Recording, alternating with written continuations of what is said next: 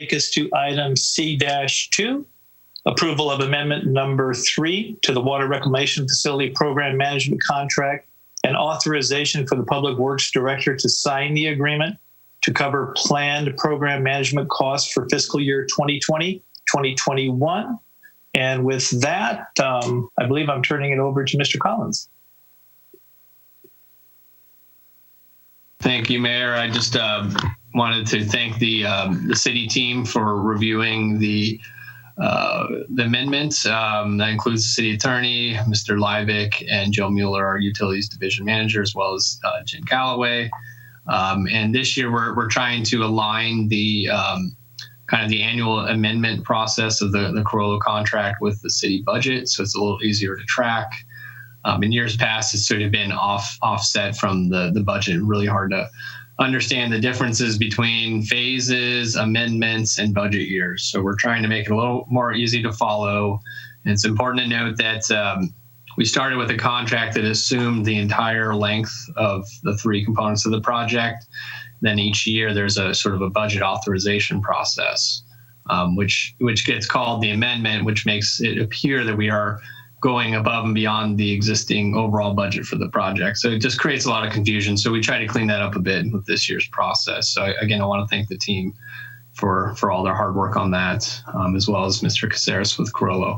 So with that, I'll turn it over to Rob Livick to present the high points of the amendment for this year and answer any questions that you have. Thank you. Thank you, Mr. Mayor, Council, Mr. Collins.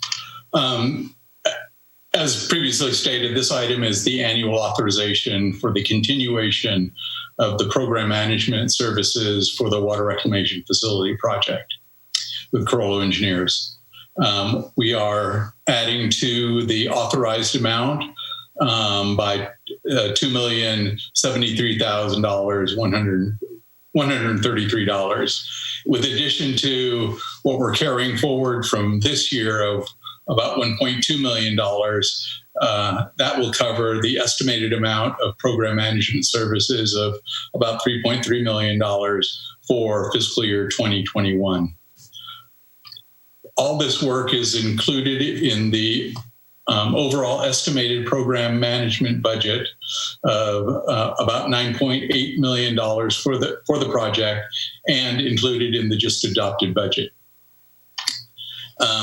Some of the highlights from the scope of work, which is detailed, is one of the attachments, attachment 2 or exhibit A, and includes work items such as regular meetings, status updates and reports, scope and schedule management, coordination with the Bureau of Reclamation on potential Title 16 grant funding, a variety of permitting activities, including the streambed alteration agreement that's required for the erosional feature on the WRF site, coordinating compliance with the coastal development permit, and coordination and subcontractors that perform biological and archaeological monitoring.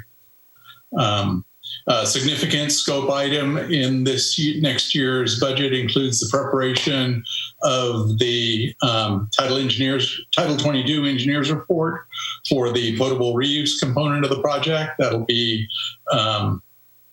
administered through the Division of Drinking Water section of the Water Quality Control Board. Additional items include communication and outreach, including assisting city staff with the update of the website, preparation of the outfall management plan in compliance with the coastal development permit due to changes in character of the ocean discharge. And probably the most major component of the project from an expenditure standpoint is the construction management and oversight, which includes materials testing verification, and that comprises about $1.9 million of this next budget. Carollo will also be assisting on the revenue side of that in helping us put together the the disbursement and reimbursement requests for the EPA WIFIA and state revolving fund program disbursements. With that, that includes my summary of the scope of services and this next year's WRF program management program. With us here tonight is Eric Caceres from Carollo Engineers and Joe Miller, who is both key members in putting this together, along with the rest of city staff. That concludes my presentation. Thank you, Rob. I appreciate that very much. And with that, I'd like to open it up for general council questions. And Councilmember Davis, would you like to start us off, sir? Yes, sir. And I do not have any questions. Thank you. Okay, thank you. Councilmember Heller, sir, any questions? Sure, I have a few. Thank you, Mr. Mayor. Thank you. So I'm trying to get my arms around these kind of ongoing increases. It seems like every time we meet, there's an increase from Carollo on this. This is the way I look at this, and I've got a question here for you, Eric. So the original scope of work when you guys started in April of 2018 was to manage the design and construction of the sewer plant, manage the conveyance piping, manage the injection wells. 3 components, pretty straightforward. I know the city had spent several hundreds of thousands of dollars developing a facilities master plan. An enormous amount of information went into developing what this project was supposed to be. It's not like we handed you a napkin with a sketch on it and said, go do this. So your estimate for total management fees at that time when we hired you in April of 2018, a little more than 2 years ago, was $7.64 million. So the question that I have now, you're telling us that at the end of the Q3 here, your estimate to manage what is really the same project, from what I can tell, over the last 2 years, is almost 30% more in fees. And you're estimating total project fees going to you and your consultants to complete this project to be $9.8 million. And 2 years ago, you were at $7.64 million. So what has changed in this project that justifies a 30% increase in your fees, your management fees? I really need an explanation because I don't understand it. It's nothing I've ever experienced in my career. So that's a good question, Councilmember Heller. The estimate hasn't increased since our last amendment. So you are correct. The number in our original contract was about $7.7 million. That increased by about $2 million. And we discussed that when we went through our second budget amendment in November of last year. Really, the breakdown of that increase was really due to 3 different items. One of them I discussed earlier, which is kind of the shift in schedule and the delay of some of the costs, or excuse me, the delay of some of the progress on the recycled water facilities is now pushing out the schedule, and it's going to require us to provide additional construction management services if we can't get that if we can't pull up the schedule on that specific element of the project. So I think that's one of them, and I want to say that the impact of that is a little over $500,000. This was all detailed in the staff report from November of 2019 that it was accompanied Amendment number 2. The other key component of that was some extra services. There were some items that we really didn't budget for, and there's a couple of those that I want to bring up specifically. One of those was the outflow management plan work that is several $100,000, about $300,000. We also did not anticipate the amount of effort that would go into meeting the special conditions that were included in the coastal development permit. Again, another couple $100,000. So you take the additional construction management costs and you take the additional permitting work associated with those extra services, the outflow management plan, that totals about $1 million. And I think the other big portion of this was when we came on board, we had assumed that a good portion of the work was going to continue to be done, or I would say not an insignificant portion of the work was going to continue to be done by MKN and John Rickenbach. When we got on board and started getting down into the work, that didn't turn out to be the case. So the money that was kind of budgeted for their efforts as a separate contract to the city, those didn't end up being used, and so we essentially absorbed those duties that were going to be provided by them. And so that's really the breakdown of where this cost increase comes from. But I do want to emphasize that we are not projecting any kind of cost increase from the numbers that were presented in November of 2019 and the overall number that we're presenting today. So that's the 9.8 million, Eric, or what number are you talking about? That's correct. Yeah, it was 9.7 something million in November 2019. And as of the latest projections, it's right around 9.8 million. So approximately the same number. Again, that's a number. One of the changes that we have made to, maybe it's not necessarily a change that we've made to our monthly and quarterly reports, but it's something that we expressly point out in those reports and track and make sure is apparent. I want to say it's table 3 in those reports, shows the estimate at completion cost for the Carollo contract. So that's a number that is, again, updated on a quarterly basis and will appear in every monthly and quarterly report. Okay. So how do you, we're paying you lots of money to manage this project, and yet it seems to me that every design deliverable, whether it's the 30%, 60%, and I can guarantee you every design deliverable on this entire project has been delivered late. And yet we're paying you more every year. And I don't understand, if we're paying you millions of dollars to manage this project, why every design deliverable has been and continues to be late. I mean, how do you account for that? Isn't that your job? Yeah, absolutely. Our job is to manage the overall project, to provide construction management services, and then to manage the budget and schedule for the project. This is a very challenging project, and we have had some setbacks, some things that we have been able to control, maybe some things we have not been able to control. We've done our best to try to keep the project on schedule, but you name it, we've run into it on this project, from the red-legged frog to Fish and Wildlife, the coastal development permit process. Everything has taken more time than what was previously put out in the schedule. I will say that we did adopt a schedule that was developed by the previous team, and we've done our best to manage to that schedule, but there have been delays. We've had delays for the conveyance facilities, we've had delays for the water reclamation facility, and we've had some delays in completing the planning work for the recycled water facility. So let me ask you something. Does Carollo Engineering take any accountability for anything that has increased the price of this project and delayed its completion? Anything? What do you take responsibility for?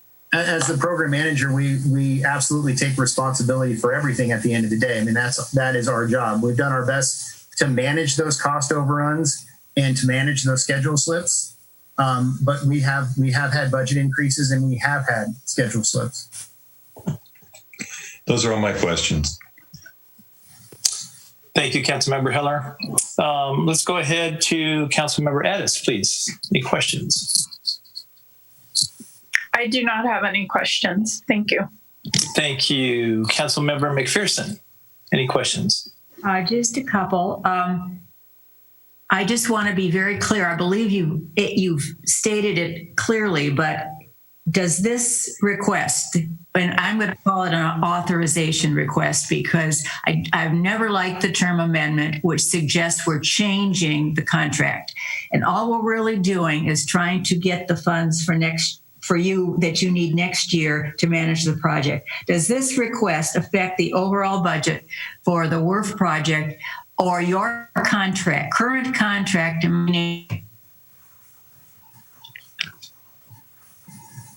I lost you there at the end, but I think I understand the gist of the question.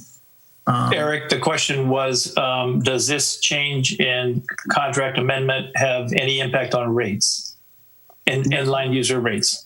No, it does not. It does not have any impact on rates, and it also brings. I think the other question was, how does this take us over our the estimated contract amount that was included in the original contract back in April of 2018? So that original estimate amount was 7.64 million, as stated earlier by Councilmember Heller, and this amendment will take us to approximately 6.3 million.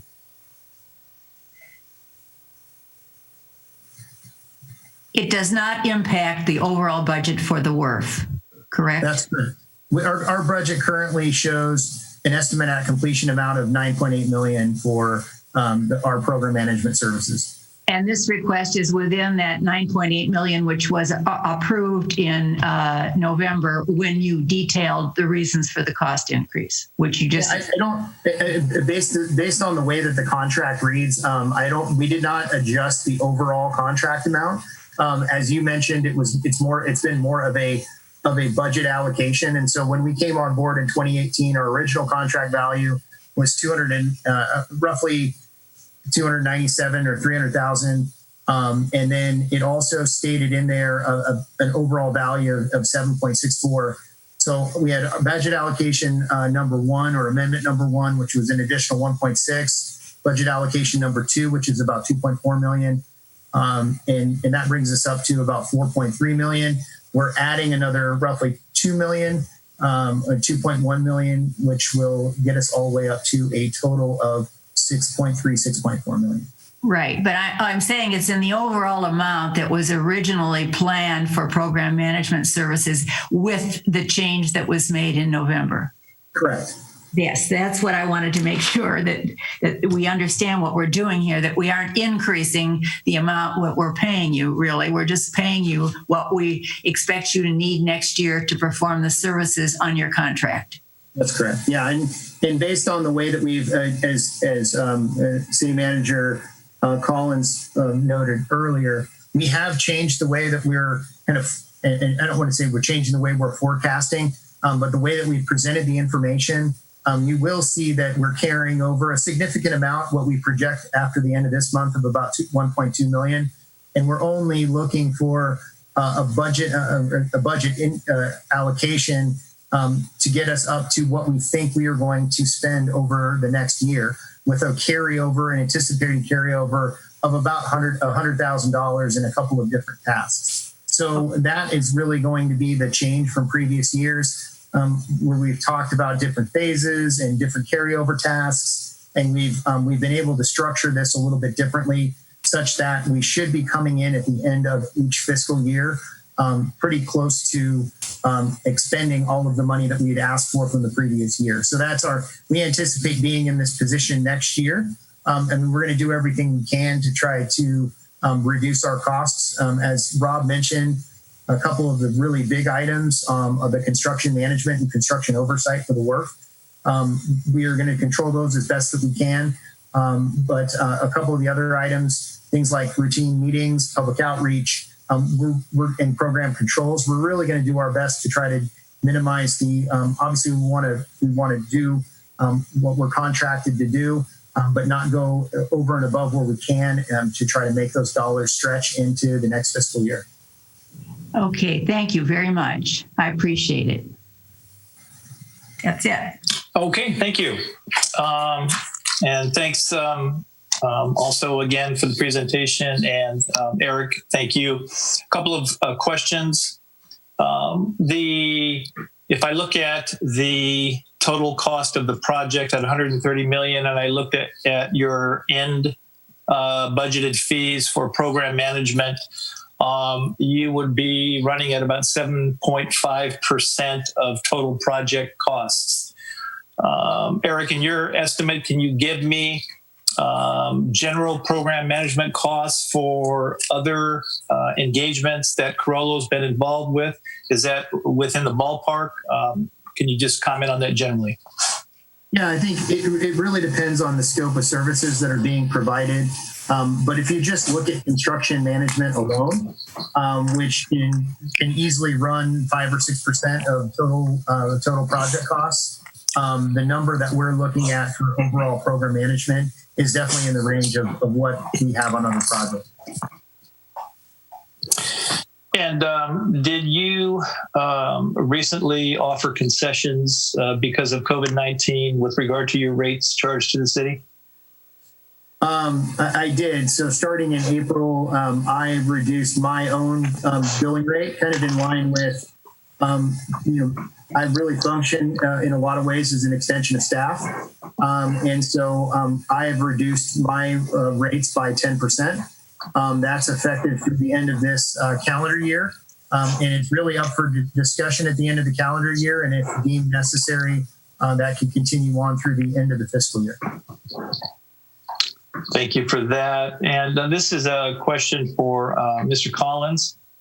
Mr. Collins, Mr. Casares, as the lead project manager and Carollo in general, reports directly to you. Is that correct? Yes, Eric does ultimately report to me, but he does work very closely with Mr. Mueller and Livick and Jen Calloway as the interim or acting public works director. But ultimately, and it's important maybe at the end of a period when more dollars are being asked for to get a clear understanding of your evaluation of Carollo's performance with regard to the overall project and program management. And I'd like to hear from you specifically your either satisfaction or dissatisfaction and some details with regard to that. Yeah, overall, the project is challenging. Mr. Heller and others have brought to light, those challenges that we faced on the permitting side and seeing the time, the budget, not the budget and sort of the schedule slip as a result. And I sort of look at each one of those individual cases and just kind of use that as an evaluation criteria to understand if the program management team is functioning at a high level. You're going to have problems in any project. Though you don't know where they're necessarily going to come from, it's great to be able to anticipate, but you're not always going to know where they're going to come from. It's all about how you respond to them. And so, when it came to the Vistra property, we had no idea that we were going to face the level of opposition, but just reluctance to work with the city, because the previous owner prior to Vistra is Dynegy Energy, and they were very helpful in a lot of respects with that property and the city using it when it needed to and providing access to staff when we needed to do things like, clearing fire hazards and stuff. And from the moment we engaged with them following the EIR, we realized that this is just a different group altogether compared to Dynegy. Now, is that the fault of Carollo? No. That's just something we didn't know, and it's created a lot of challenges. However, they've been working very well as best they can within that scenario to gain access, to understand what Vistra's needs are, and to help us, again, through the legal process that we discussed earlier today. As it relates to the U.S. Fish and Wildlife issue with the red-legged frog, we know that we are in red-legged frog territory. Most of San Luis Obispo County is. A lot of folks think we should have known better, and we should have been prepared for U.S. Fish and Wildlife disagreement with us.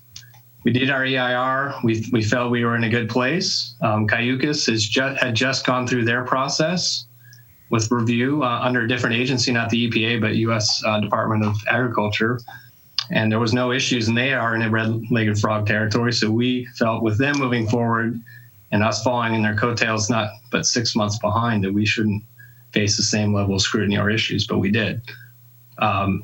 With the California Department of Fish and Wildlife, same thing. We paid their agency to review our EIR. We paid them, and they had no issues. And then when we go through the coastal development permit process and following their stringent requirements, we reach back out to them. The other Two agencies said no jurisdiction, no problem. Yeah, California Department of Fish and Wildlife, even after they reviewed the EIR and determined there was no problems, now they have considerations about jurisdiction. Is that the fault of Carollo? No, it's not. That's just an issue we didn't know. But Eric Caceres has been working them to the bone, and we are just now receiving word that we'll be able to proceed forward with an SAA relatively shortly, and that's because of his hard work and due diligence to get to this point. So, those cases and all those issues are challenging, but we couldn't necessarily predict that they were going to come. It's all about how you respond to those. And he always maintains a good attitude. He's responsive. Yes, the costs of the project have gone up, but it's within reason, and it hasn't affected our rates. So we're going to do our best to keep those costs where they're at. But we also know that it's a challenging project because it's 3 components, relatively new technology, working through different property owners, and doing the best we can to meet the very important requirements established by the Water Quality Act, and to provide our community a new water source as an insurance policy in case the state water project no longer works for us. So it's a very challenging project. I think they're doing the best they can.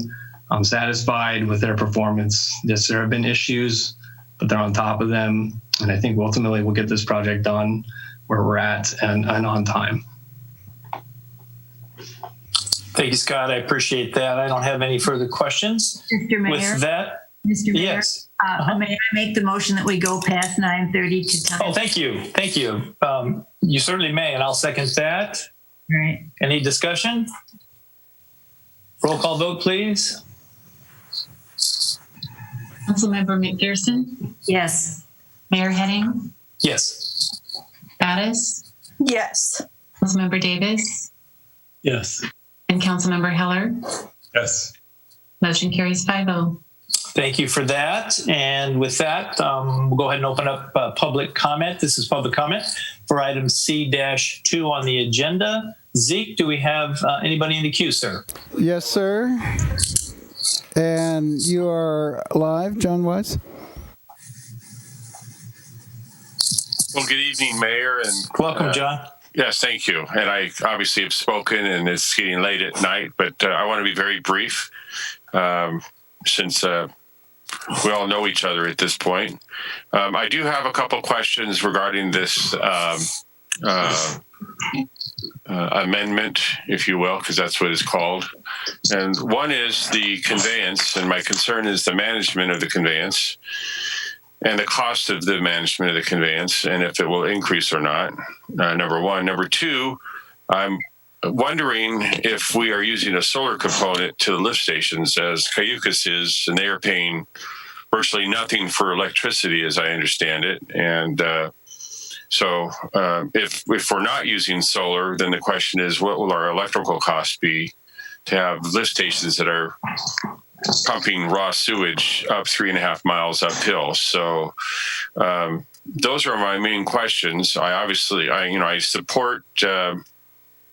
I appreciate the question that the mayor asked our city manager regarding his assessment. So I would defer to that judgment since he deals with Carollo on a regular basis. I would have concerns from the outside looking in, but from the inside with his opinion, which I highly recommend, I defer to his judgment in that regard. But I do have concern about the conveyance cost management and whether or not we're using solar, and if not, what the electrical cost is. Thank you very much. Thank you. Zeke, next caller. Betty Winholtz, you are online. Welcome, Betty. Thank you. It's Betty Winholtz. I didn't get a question answered in the last agenda item, so I'm hoping I'll get this one answered this time. We've got $9.8 million budgeted for seemingly the rest of the time here. If you look at that chart, that he's got original agreement, budget allocations 1, 2, and 3. I'm assuming there'll be a allocation 4, 5, and 6 because we're not at the end of the the building out of this project over several years. So that only leaves $3.4 million to cover the next few years. So it makes me wonder if we're up to $2 million a year. I'm not sure how 3.4 is going to cover 3 more years or 2 more years. Like there might be another budget increase, and so I'm that's one question. And then the second question is, this may not affect our rate increases, but again, is it kind of like a change order? Does it affect the overall cost of the project? Is it no longer 130.5? Is it now 132.5 because of this additional amount of money? Thank you. Thank you. Zeke, next caller. John, you are on the line. Excuse me, Dan, you are on the line.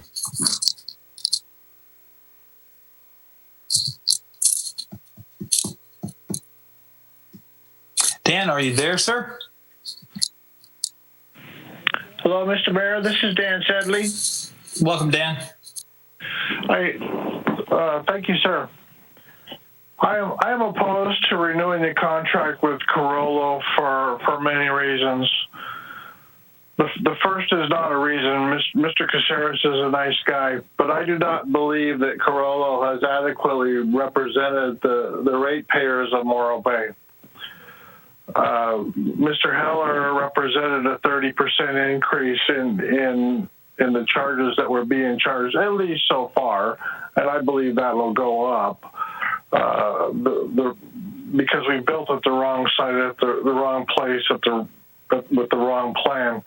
But at any rate, I sincerely believe with all my heart that Carollo should have foreseen the red-legged frog. As Scott Collins said, they are all over San Luis Obispo. They're especially all over Morro Bay. Every major project has to mitigate them, and that should have been done from the very beginning. We got let down by Carollo, and it cost us $2.5 million to Black and Veatch. That's a $2.5 million charge to Morro Bay ratepayers. There's no mitigating that. That hasn't been brought up specifically, and so I am. And now more recently, Carol Truesdale brought up all the studies that talked about landslides, landslips, whatever you wish to call them, in this area. Yet Carollo didn't foresee them adequately. Boom, they've happened again. So now we have an argument between the city, Black and Veatch, Carollo about who's gonna pay for this, and potentially Morro Bay citizens could be the ATM machine for another mistake by Carollo, and I don't feel like we're being adequately represented. I feel like we should have a fixed contract and not paying for every minute of Carollo time. I adamantly request that their contract not be renewed, that we renew with a different company at a fixed cost. Thank you, Mayor. Thank you, Dan. Zeke, any other comments? Public comment? No, sir. At this time, there is nobody else with their hand raised. Okay, I'll go ahead and close public comment. Betty, I apologize for not having your question answered on the last item. Ms. Callaway, are you still with us here? I am. Hello. Could you, Betty Winholtz had asked a question about how do we know that tourists pay 70% of sales tax? Could you elaborate on that as you have in the past? Sure. So we had an analysis done by HDL, our sales tax consultant. They did a study that showed, and they've done studies for similar cities in our area. And the results of that show that from our consumer to consumer businesses, so it's not our entire sales tax, it's within those businesses, 70% is paid for by tourists, is generated from tourist activity. That would be gas tax, retail, restaurants. Great. Thank you for that. I appreciate that. I should have asked earlier, but I wanted to clarify that for Betty. Thank you.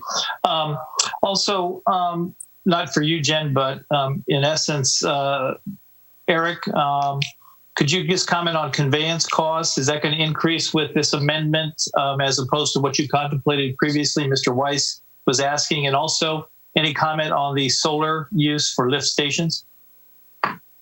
Good question. So, Mr. Mayor, to answer the first question, in terms of cost or increase for the conveyance facilities, so just to note, we're providing construction management services for the conveyance facilities that can be broken down into a couple of things. Construction management, I will say, is relatively straightforward. We essentially have 3 positions that we're budgeting for construction management. We have a construction manager / resident engineer that'll be on site. And we also have a civil mechanical inspector, and we have an electrical inspector. And those folks will be essentially the 3 folks that will be doing the on-site construction management work. In addition to that, we've got costs for a couple of things. Mainly, it's for materials testing. And so construction management is one of those things that it really goes along with project duration. I think we have an adequate project duration budgeted. Now, we are going to be coming back next year for an additional budget allocation for the next year of construction management. This is only funding the start of construction management, which will be in September of this year through next June. And the conveyance facilities project is based on our current schedule, is forecasted to go into June of 2022. So it'll be about 2 years of construction management for the conveyance facilities. Again, that's part of the budget. And I guess along those lines, I can answer Ms. Winholtz's question about the overall budget. Again, as we mentioned previously, this budget allocation is part of our current budget estimate and does not increase the current $130.6 million budget. And then in terms of solar for the lift stations, we are not putting solar on the lift stations, but I would like to say that based on the area that we've got available for those lift stations, the solar would put a very, very minor dent in the electrical cost or the electrical usage for those lift stations. So we are not planning for solar at the lift stations. We're not planning to put in solar at the water reclamation facility at this time either. As folks will remember, that's one of the things that was included in the environmental document and has been talked about quite extensively, is we've set aside some area on the treatment plant site for solar in the future potentially. So that will answer the solar question. In terms of the cost and electrical usage, we have estimated those electrical usage numbers, and those are factored into the numbers that Mr. Handlers from Bartle Wells uses for looking at the rates and his quarterly rate review. Those answers, I think that answers those 2 questions that Mr. Weiss had. Thank you, Eric. I appreciate that.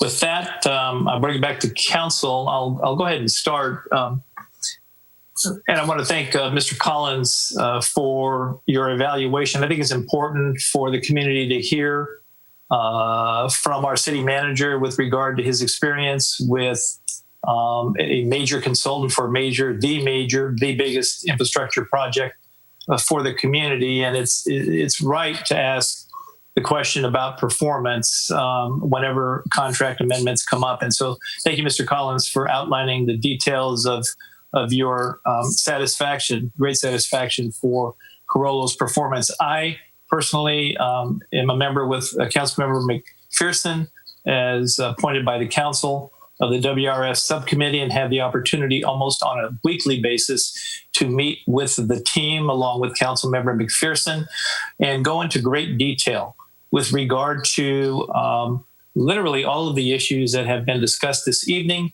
that are contained in the amendment, and including the issues surrounding delays with regard to the red-legged frog issue, currently with regard to CD, FW, California Department of Fish and Wildlife. And I just want to say that being in the middle of it, it's very obvious to me that we have an extremely competent professional in Mr. Casares and his team that he manages in handling and dealing with these issues that get out of control, that are consuming with regard to large bureaucracies and are very difficult to navigate through and very frustrating for not only us as a community, but also for our program management staff. But you have navigated that extremely well.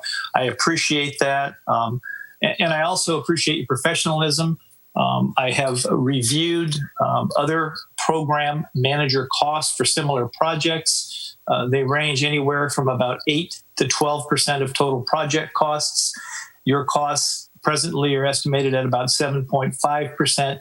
I find that as a benchmark compatible with other projects of like size or like content.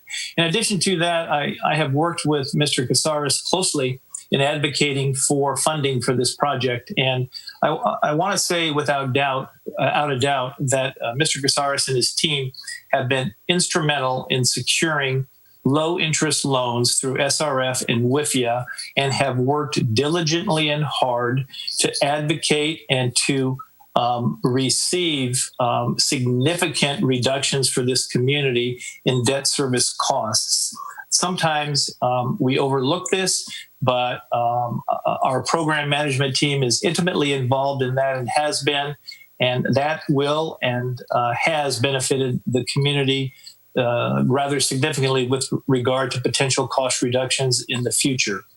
With that, I am more than happy to move approval and authorization of the city manager to sign amendment number 3 to the existing agreement with Carollo Engineers dated April 11th, 2018 for continued program management of the water reclamation facility project in an increased amount of $2,073,133 to cover estimated program management scope of work and costs for fiscal year 2021. And I am happy to second that motion. Thank you. So motion by Mayor Henning for the staff recommendation, second by Council Member McPherson. And I'll open it up for any discussion. Council Member Davis. I'm ready to vote. Thank you. Council Member Heller. Yes. So I haven't won any friends here tonight, obviously, with my discussion. But let me just say this: the concept of, as long as we're within the budget that we've established, we're okay, I think is an okay way to look at the project if it were 95% complete. But we don't even have the design complete. The guaranteed maximum price for the WRF, which was highly touted, is gone. We have about 2% contingency left for the WRF plant, and we've barely started construction. And contingencies are typically needed after you start construction, not during a design phase. Can you imagine? We don't know what the price is for the piping is yet, because the drawings still have not been completed. The project's not been put out to bid. We don't have a hard number. Is anyone else here nervous about just going ahead as long as we're under this umbrella of this final dollar amount, not knowing what the pipeline's going to cost? Can you imagine what the change orders might be? Once you start digging up and putting piping in the ground, do you think there might be some change orders that come out of that? It's probably the most common construction operation associated with cost overruns. So my concern is this. First of all, I just can't believe that this council is so willing to go along and put the city at risk and ignore the fact that we're at the very beginning of this project. We've never said no to one proposed change order. We don't care that the contingency's diminished, almost completely gone on the WRF, and we don't have an actual cost for what the piping is going to cost to connect the plant to our other plant, and everyone except me seems to think that's okay. I mean, and I'm the only one with experience with managing projects like this on the council. I'm flabbergasted, my friends. I understand you come from a different place. I just don't get it at all. I'm very sorry. I cannot support this. Thank you, Councilmember Heller. Councilmember Addis. I'm ready to vote. Okay. With that, roll call vote, please. Mayor Henning, Yes. Councilmember McPherson, Yes. Councilmember Addis, Yes. Councilmember Davis, Yes. Councilmember Heller. No, and good luck. Motion carries 4-1. That brings us to item C-3, consideration of temporary Embarcadero Street closure, southbound lane between Harbor Street and Marina Street. And I will turn it over to our city manager and finance director for presentation. Thank you. Thank you, Council. Just getting to the item here. Okay, so try to make this brief, but I know there'll probably be a lot of questions, so feel free to throw those at me after I get this through the two options that we discussed. But City Council had looked at several initiatives to help extend opportunities for outdoor dining and retail to assist our local business community kind of in the wake of COVID-19, which is still unfortunately alive and well throughout the world, the nation, and locally. In order to maintain social distancing, those opportunities are really key for especially restaurants that are going to have limited occupancy. And a lot of folks are seeking outdoor environments because of the lower risk factors involved with COVID-19.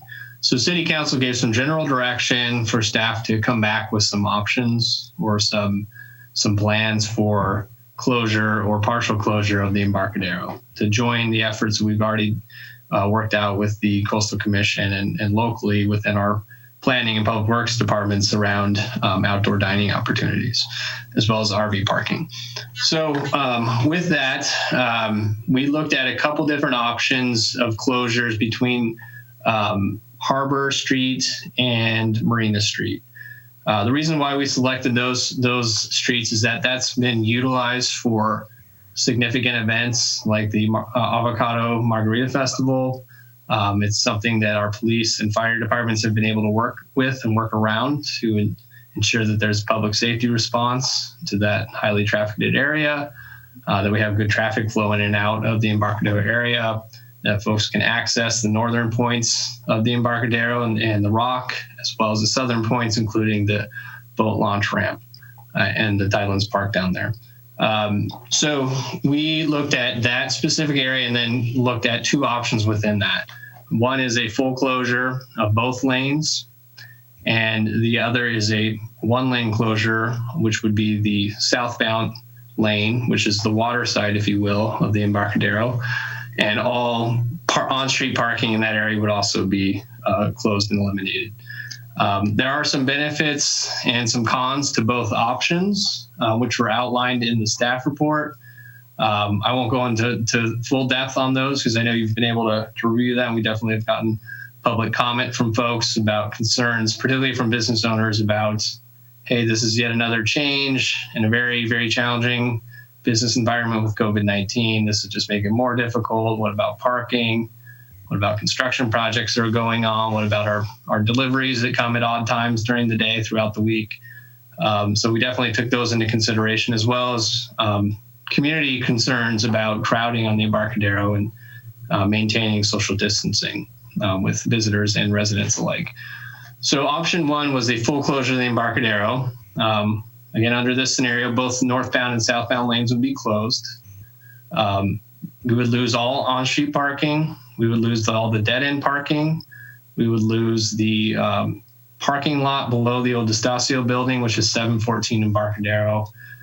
We would also lose parking on portions of Front Street as a result of folks not being able to get in and out of that parking area.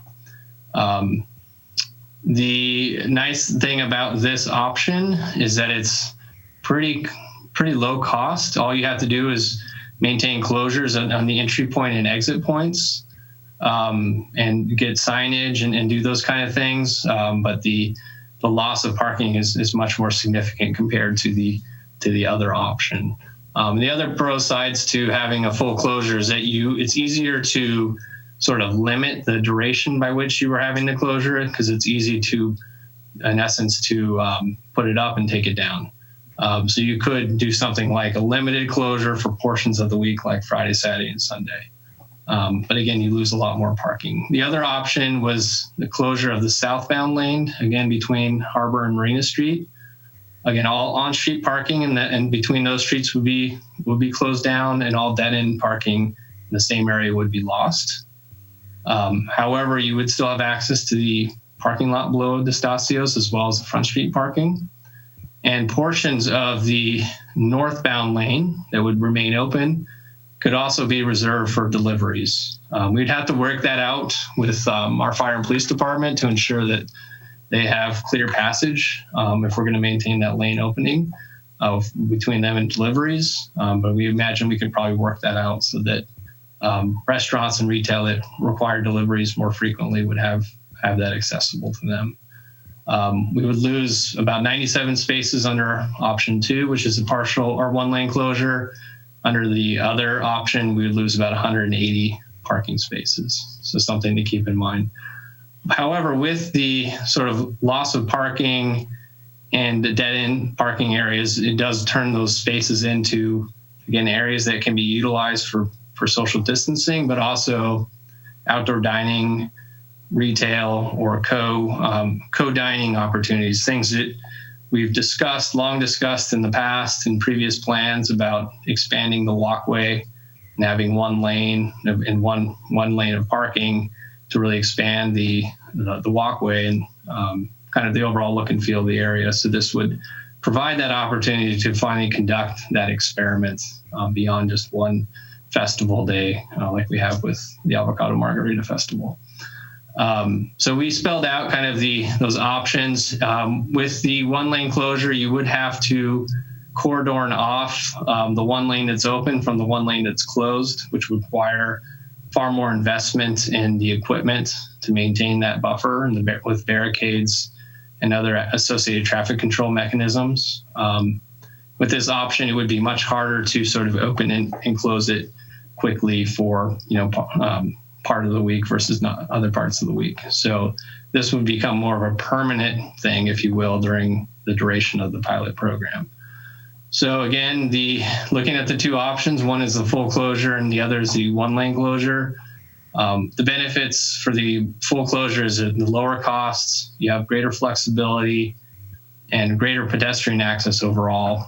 The benefits for the one lane closure is that you have less parking loss, you maintain more traffic flow, and you provide the access for deliveries. In our estimation, the one lane closure is more aligned with the future vision of the Embarcadero with only having one lane of traffic. And it's probably more advantageous to the businesses because there would be less parking space losses, and it provides that opportunity for deliveries, which they all rely upon. We realize with either of these options, though, there could be a potential burden to business owners, and we want to state that out loud and respect that. However, with such things, you really don't know how well these can work without giving it a try to see how that space could be otherwise utilized. We know that places like Ventura are doing it on their main street in the old town part of town. San Luis Obispo is doing it on Monterey Street. Santa Cruz is doing it in portions of their downtown. Santa Barbara has done it to State Street, and it's completely revitalized what was considered by some to be a dying downtown. Now, each of those are a little different setups than the Embarcadero, and just want to acknowledge that, but it is a trend that is not only helping with social distancing, but also as a marketing component for those cities. So with that, we'd be happy to discuss this and answer any questions you have, realizing that neither option is completely bulletproof or perfect, but gives you something to work with. So happy to answer any questions you have. And Scott Graham, I believe, is on the call. So is Rob Livick. So is Chief Knuckles. And so is Police Chief Jody Cox to answer questions. Thank you, Scott. Excellent presentation and very comprehensive. And thanks to the rest of the staff for being here. With that, I'll go ahead and open it up for council questions. Councilman Member Heller, any questions, sir? Yes. So, Mr. Collins, so the plans that you're presenting, these were developed a few years back. Is that right? Yes, sir. The longer term vision, Scott Graham would have better pulse on that. But yeah, the idea of going to a wider sidewalk right now, the width of that sidewalk is pretty narrow for outdoor mall situation, which in some respects the Embarcadero is. So it contemplated a wider walkway, and I think that was several years ago that plan was put together. But Scott would have a better beat on that. It was approved as in concert with the Centennial Plaza Park Improvement Area, next to the Centennial Stairs. One of the concepts was to widen the sidewalks in those areas, that type of thing. That was back in 2016. Okay. Then the other question I had, the area that seems most congested for pedestrians to me starts at Beach going south, where there's that kind of the curve in the road and goes by in front of Giovanni's and stuff. Is making this from Beach to Marina out of the question completely for some reason? I just seems like we should try and pick that block up as well, make it part of whatever plan we do. Yes, great question, Councilmember Heller. We looked at this in the past with some previous festival events, and Mr. Knuckles or Chief Cox could weigh in on it. By not closing off that area, you have the ability to kind of utilize that Front Street road to do turnaround. Whereas if you don't have that, then the only thing that somebody could do off of Beach is to turn right and head north. So there's a bit of traffic flow concerns. Jody or Chief Knuckles could explain that a little bit more. But we definitely understand that issue, that you do have some tightness of walking in that same area, and it's we don't have a perfect solution for that. But perhaps Jody could speak to that, because I know we've discussed this in the past with other festivals. Yeah, I would agree with City Manager Collins. It would create some additional traffic concerns to close it off from Beach southbound. It would also eliminate the ability to move traffic that comes off of Harbor Street onto northbound Front Street to alleviate some of the traffic congestion that would be caused in that area as well. Okay. All right. Those are my questions. Thank you. There we go, hitting my button there. Thank you. Councilmember McPherson, questions? Yeah, I have just a couple. Can you tell me, first of all, what do you see as the main purpose behind this proposal? What are we trying to accomplish here? Yes, so that's a great question. I think there's the public health component and concern of community members about sort of creating a large gathering effect. People. I know the mask ordinance or mask orders come into force since around the time that the staff report was put together, so it didn't contemplate that. But prior to, there was certainly a lot of concern about groups of people passing each other with virtually no space between them. And the other piece was that it was contemplated through the Centennial Plaza project, as Scott mentioned, Mr. Graham mentioned, and this would provide that opportunity to conduct that experiment, to see how that could work, to learn from it. And also just the options that we haven't foreseen when you create that additional space, that you could use those dead end spaces for far better use than simply parking cars all day. So I think all those things in combination are what excite us. Naturally, there's always trepidation with anything of significant change like this. And we've talked specifically with several of those business owners who are not supportive, and totally understand that. So it's not a perfect solution, but I think it does address the public health piece, gives an opportunity to do an experiment that we wanted to do for a while, and it can provide additional commercial opportunities that we haven't envisioned yet. So if you were to pursue either option, what would you actually put in the street? Would you put attractive things in the area? You're not talking about widening the sidewalk if you were to do the one lane closure, obviously, in this proposal. Right. So would you try to make it attractive, or how would you encourage people to walk? And yeah, good question. We haven't got that far. We certainly would want it in earnest if there was a go ahead. We would try to aim for the 4th of July weekend, which we expect could be one of the highest trafficked 4th of Julys we've ever seen. We certainly had one of the higher volumes for Memorial Day weekend. And with the way the weather has been lining up in the Valley, that's sort of our best guess right now.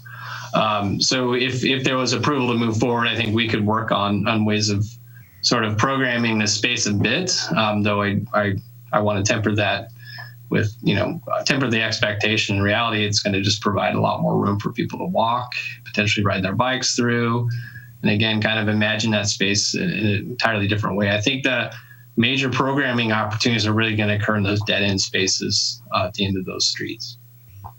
Okay. And would you expect any kind of an economic benefit from a temporary closure?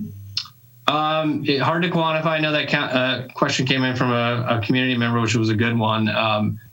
Hard to know for sure. I think especially if we could program the dead-end spaces, I think that could provide additional commercial opportunities for either retail and or restaurants. I know they're looking at different options already, so this may just be an added thing that doesn't get utilized. So it's hard to know for sure.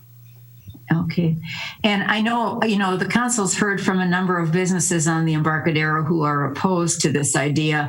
Have you done any kind of a systematic survey of the other businesses? Do you know that there are some that actually do support it? So what do we know about the opinions of the business owners themselves? Yeah, I think, I believe the chamber did a survey over a month ago just on a number of items. And I believe it was sort of a mixed opinion on the survey as far as closure.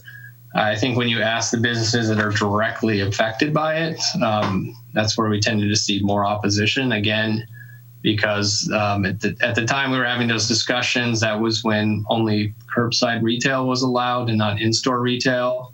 Curbside pickup, again, I think is still being utilized for restaurants. Some folks just aren't dining in. So I think there, again, is concern about lost revenue from their part, which completely understandable. I think some of the issues have been mitigated because in-store retail is now allowed, and in-dining restaurants are allowed, and because of the potential extra addition of table spaces outside that otherwise wouldn't be realized with this closure, could help mitigate some of those concerns. But they are real, and the issues of parking are a concern for them and in deliveries. So we would try to do our best to limit the impact, and hopefully after a week or two, the sentiment changes. Again, when we looked at Santa Barbara, Santa Cruz, Ventura, San Luis Obispo, I mean, once people see it, it just completely changes their view of it and become universally supported in those cities. And at least that's the research I found. So if we were to do it on a sort of a pilot basis or a temporary basis, obviously if we do the one lane closure, that's going to be a more permanent, or it's going to cost more because you've got to put some kind of a barrier up all the way the length of the closed streets, correct? Correct. So, that's not something that you would just do for a weekend. You're going to be doing that for a longer period of time in terms of a test case, correct? Yes, I think with either of these, you do want to give it time. There's going to be the initial reaction, and then sort of let that play out and see what comes. Yes, there's more material involved with the one lane closure because you have to separate the traffic from the people. Whereas the other approach, you just basically shut down both ends, and that's pretty much all you need to do, with the exception of additional signage. But again, that loss of over almost 100 more parking spaces is pretty significant in that area, especially the parking lot, which is heavily used and typically full. So again, it's not perfect solution. It'd be ideal if we could use some of the benefits of the full closure with the one lane. So we're really curious to understand the council's concerns about that and ideas on that. All right. Thank you. Thank you for giving me the opportunity to ask questions. Yeah. Thank you. Councilmember Davis, any questions? Yes, thank you. Scott, what do you envision to be your traffic barrier between the motor vehicles and the pedestrians? Some type of a Jersey barrier? Great question. I had that all dialed in, but I'll probably need to turn to Mr. Liebig. He did a fair amount of research, and I think there's two components of separation, but I'll let Rob kind of go into detail on that. Thank you, Mr. Collins. Councilmember Davis, there's a few different options that we could use. Unfortunately, none of them are really inexpensive to do. All the way from the concrete Jersey barrier to channelizers down the center of the street would be kind of the lower end option. For the cost estimating purposes, what we looked at was glue down channelizers with the crowd control barricades like you would see at a bike race, the metal to give a buffer between the channelizers along the center line and the pedestrian traffic. That seemed to be the most cost-effective method. It doesn't ensure that a vehicle can't get over to the pedestrians, but I don't even think a K-rail can ensure that, given enough desire or inattention by the motorists. There's kind of a middle option, which is still expensive, is the water-filled Jersey barriers. And I think we're still talking in the order of magnitude around $50,000 to, and if we do it for over 2 months, it makes sense to purchase those barriers rather than rent them. Concrete Jersey barriers are just unreasonable in price. They're $12 a foot per month to rent, not including trucking and placement costs. So you get about triple that $12 a month to rent, deliver, place, load back up, and take away at the end of the period.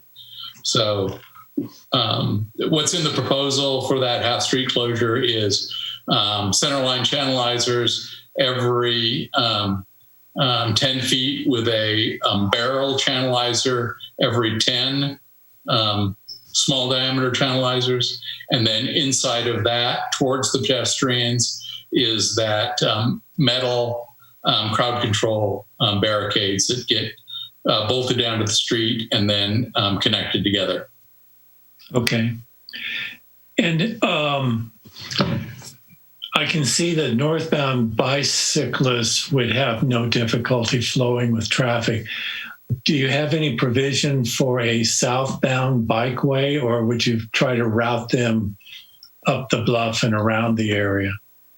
I think we could do it in several different ways, all the way from view it as like a class 4 facility where it's a joint use facility where cyclists and pedestrians would mix. Perhaps we have too many pedestrians on the Embarcadero for that to work. And people are shopping and looking at things and not really watching, they're not using it as their prime, moving from place to place. They're doing other things like, hauling their kids in carriages and wagons and things. And perhaps that mix doesn't work. I would recommend maybe some temporary striping on the street to separate the pedestrian and bicycle facilities within the street, since we don't envision using the street itself for dining because of the potential cross slope and access to those spaces, and focusing more on the street ends for those amenities that you would actually place in the street for commerce. Okay, thank you. That's all my questions. Thank you, Councilmember Davis. Councilmember Addis, please. Most of my questions were just answered, actually. I just had a few that Councilmember McPherson and Councilmember Davis asked, so I'm good. Thank you. Okay, thank you. Again, thanks for the presentation. Just a couple of questions. Whoever would like to take them, we got a great crew here to answer these questions. First question is, with regard to unwinding this, what would you consider to be an adequate test time? And if businesses were impacted significantly and there were downturns that were reported, let's say within 3 months, could a one-lane closure temporary project be unwound in that amount of time? I imagine the unwinding period wouldn't take very long. I would just caution that we have to give it some time because the reactions may be pretty strong in both directions right out of the gate. So give it a little bit of time. But what we envisioned was doing it just for the summer period. Of course, we could get to the end of summer and it may make sense to extend depending on what the consumer pattern is. We just don't really know what to expect. As Ms. Calloway alluded to, the added unemployment insurance runs out at the end of July. That could change patterns, or people may be delaying vacations and things get better. So we just don't know what the kind of second summer will look like here in Morro Bay. But I would wager to say we would want to run this through September if there aren't significant issues, and then check in with council at that time. But if we realize within a month that this is just a terrible idea, we don't necessarily want to keep going forward just because. So Rob would know better than me, but I don't think it would take much to unwind the one lane. The full closure would take virtually no time to unwind. Okay, and just to be clear on fiscal impact, for the temporary closure, you're saying between $5,000 and $20,000. I would say the one lane closure is at $20,000. We do have project accumulation funds that could be utilized for that, which is non-general fund, and then the full closure would be more in the $5,000 range. Okay. Great. That's all the questions I had. Thank you. With that, I will move to open up public comment. This is item C-3. Any member of the public wishing to speak, please go ahead. Zeke, do we have anybody online? No, sir. At this time, there is nobody in the queue with their hand raised. Okay, I'll give it just a minute.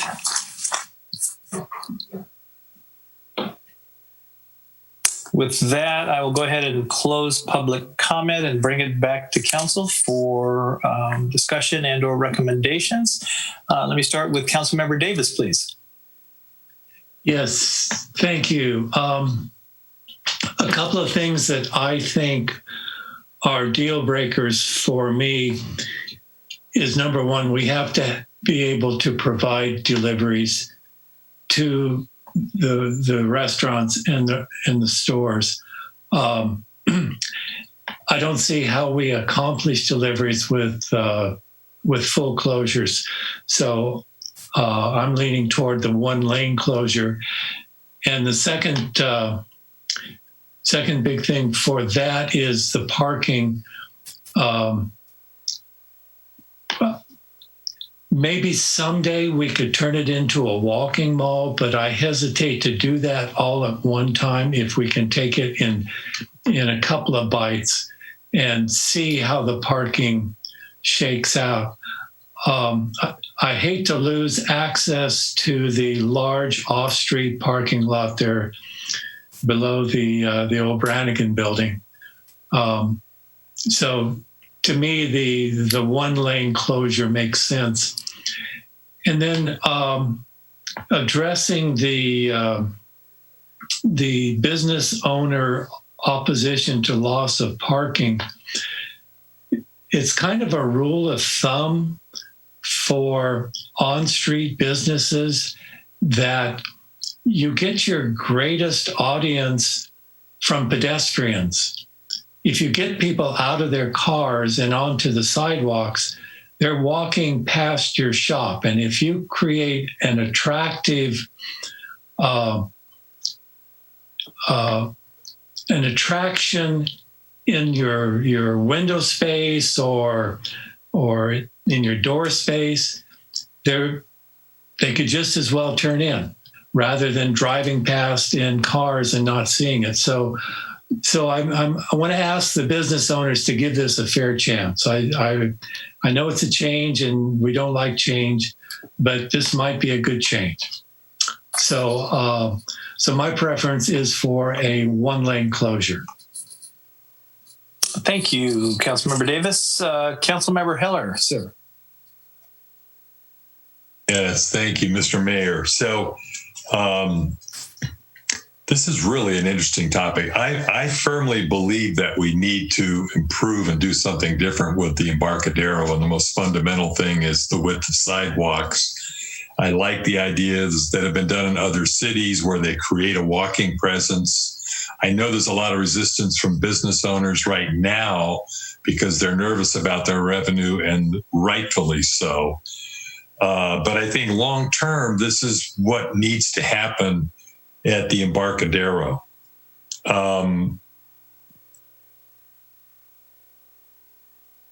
I go back and forth on the full closure versus the one lane. I guess I'm always looking at dollars. I'm thinking full closure as a pilot program in the shoulder season, when it's likely or less likely to have a huge negative impact on businesses. Businesses may be down then anyway.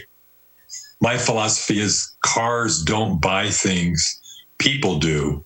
To kind of follow up with Councilmember Davis's comments, the more people you can get walking on the street in front of your stores, I think will help your business.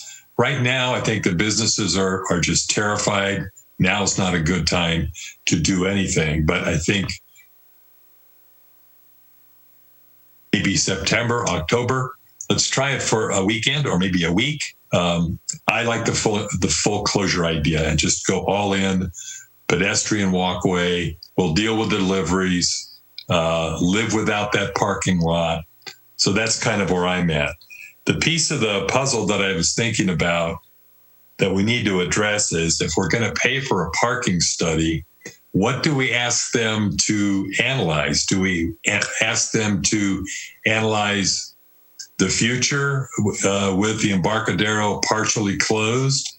Or do we have them analyze, assuming both lanes are going?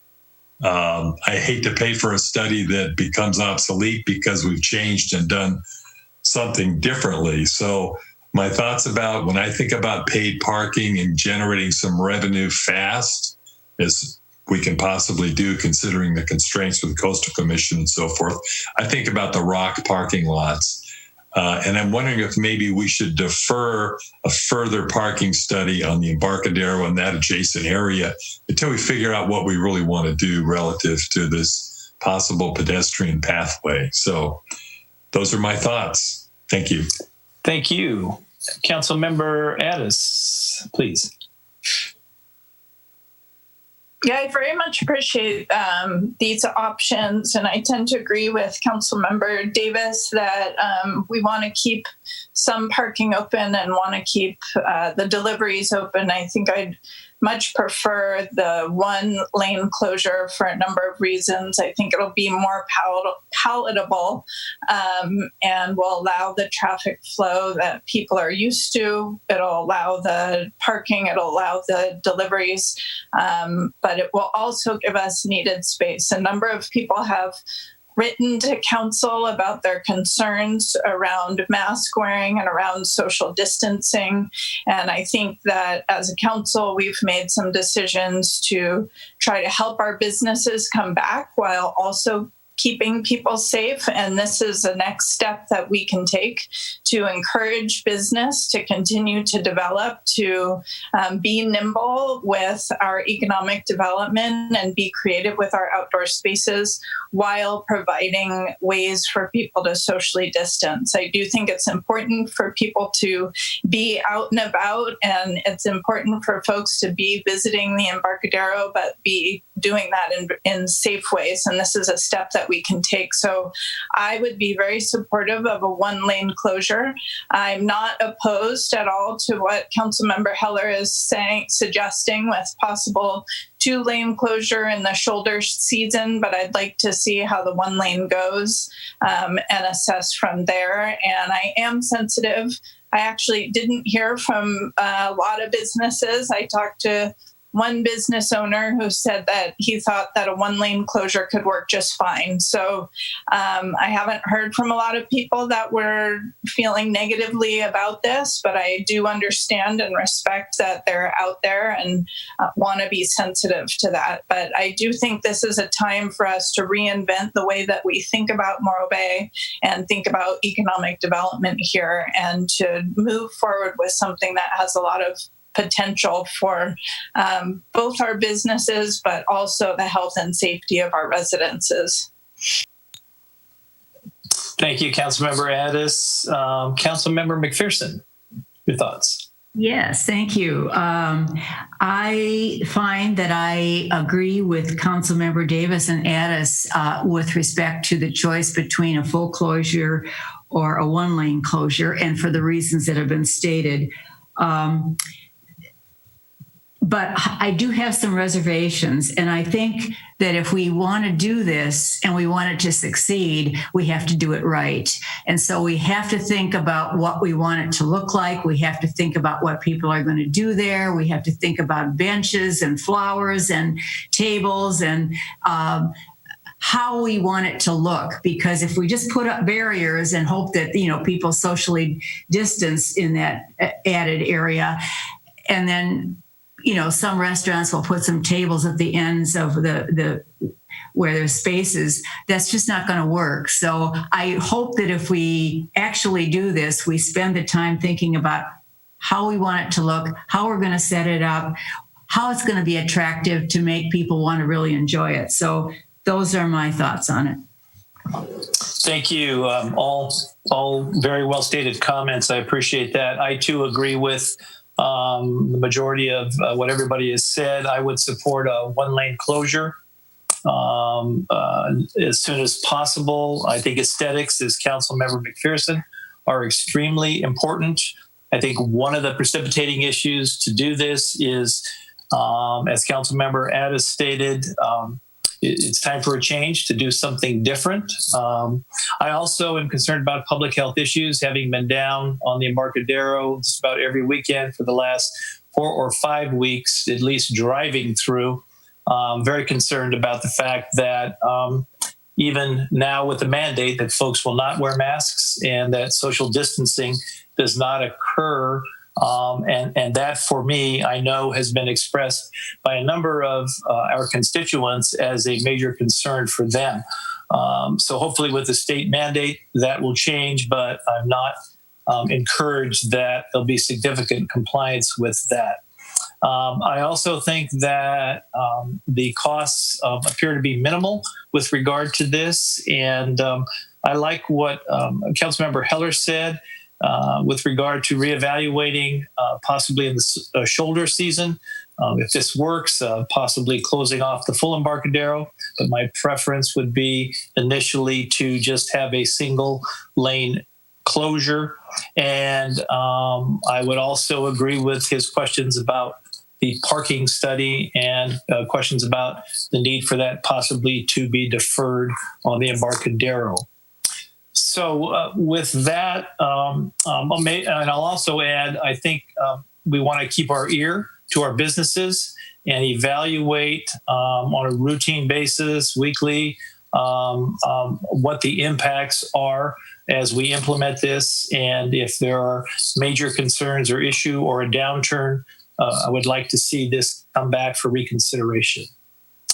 So, Mr. Collins, do you feel that you have enough concurrence to move forward? Yes, thank you. Very, very good discussion from all five of you. Really appreciate those ideas. We'll work in earnest to try our best to make this successful, and do a little bit of outreach to see how we can best make this work with the businesses in the impacted area, and work with our chiefs to make it safe as much as we possibly can, and for Mr. Livick to make the bike magic work in there. I might have him paint the lane. Mr. Mayor, may I make one more statement? Yeah, absolutely. Concerning the area between Beach Street and I guess Giovanni's, I wonder if we could consider simply reducing the southbound parking on that section and giving pedestrians a little bit more space to move out into that parking area. We'd probably, I'm trying to remember, 5 or 6 parking spaces between Beach Street and the curve there. And that might alleviate the situation that Councilmember Heller brought up. Good input. Thank you. Thank you, Mr. Collins. Thank you, Mr. Livick and staff for the report. With that, I am going to move to item D, council declaration of future agenda items. Anything at this late hour for consideration, folks? Hearing none? Nothing. Okay. With that, I will adjourn the meeting. The next regular meeting of the Morro Bay City Council will be held on Tuesday, July 14th, 2020 at 5:30 p.m. via teleconference. Thank you. Have a great evening. Be safe and be well. Thank you. Thank you. Thank you.